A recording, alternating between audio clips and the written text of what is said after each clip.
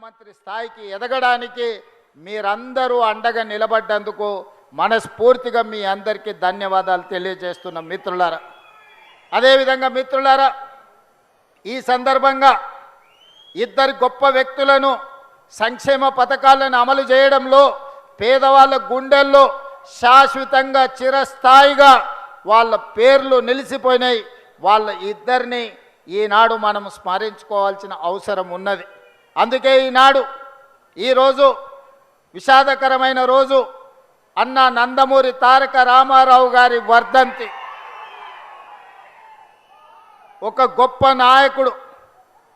ఒకనాడు తెలుగు వాళ్ళంటే మదరాసీలని పిలుస్తున్న సందర్భంలో తెలుగువాడి ఆత్మగౌరవాన్ని ప్రపంచానికే చాటి చెప్పిన గొప్ప నాయకుడు నందమూరి తారక రామారావు గారని ఈ వేదిక మీద నుంచి సగర్వంగా నేను తెలియజేస్తున్నా.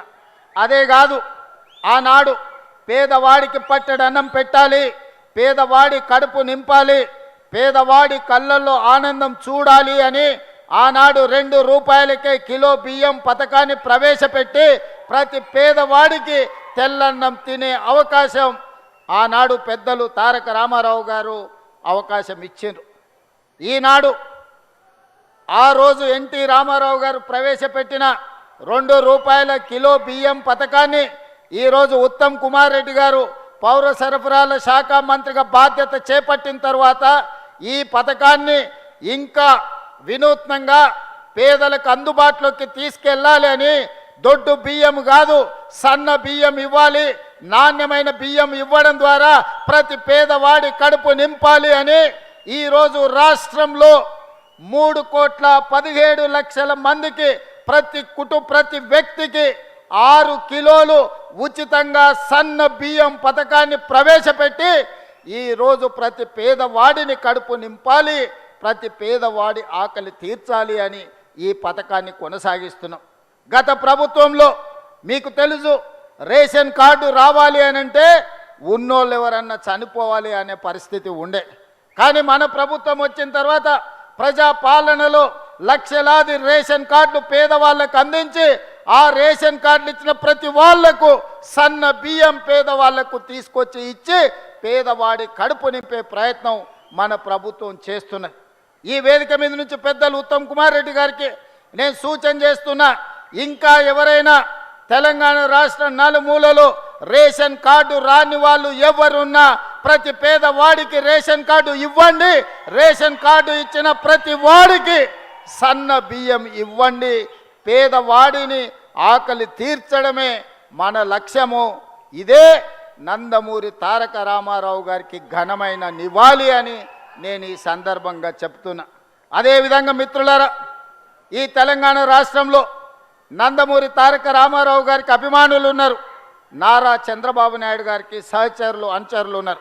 వాళ్ళందరికీ నా విజ్ఞప్తి ఒక్కటే, ఈ తెలంగాణ రాష్ట్రంలో తెలుగుదేశం ఉండొద్దని కక్ష గట్టి ఆ పార్టీ నాయకత్వాన్ని దెబ్బతీసిన చంద్రశేఖరరావును బీఆర్ఎస్ను సమూలంగా 100 మీటర్ల గోతి తీసి పాతి పెట్టినప్పుడే బీఆర్ఎస్ వాళ్ళు గద్దెలు దిగాలి, ఊర్లలో బీఆర్ఎస్ దిమ్మలు కూలాలి. అప్పుడే నందమూరి తారక రామారావు గారికి నిజమైన నివాళులు అర్పించిన వాళ్ళం అవుతాము.